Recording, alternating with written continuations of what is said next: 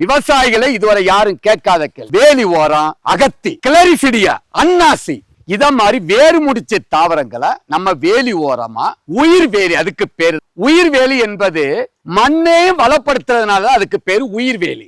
அகத்தி number 1, அடுத்து gliricidia அதுவும் number 1. இத மாதிரி வேறு முடிச்ச தாவரங்கள் வேர்ல இருக்கு. சுபா புல், ஆடு மாடு வச்சிருக்கீங்களா, வெட்டி அதுக்கு தீவனமா போடுங்க.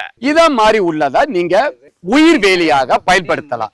நவீன உயிர் வேலி வேற சிலவங்க ஆடு மாடு உள்ள வராம அதுக்குள்ள முள்ளு உள்ள செடிகள் என்ன சொல்லுவாங்க, நான் மண்ணை வளப்படுத்துற உயிர் வேலிய சொல்லியிருக்கேன். பல தானிய விதைகள் நீங்க இது விதைச்சது இத 40-45 நாள்ல மழை காலங்கள்ல நீங்க உழுகலாம். கோடையில தயவு செய்து இத உழுதா இது செடிகளுக்கு நன்மை பயக்குமான்னு கேட்டா கண்டிப்பாக செடிகளுக்கு தேங்காய்களையும் உதுத்து விட்டு ஒன்னி பிரஷ் கட்டரை வச்சு கட் பண்ணணும்.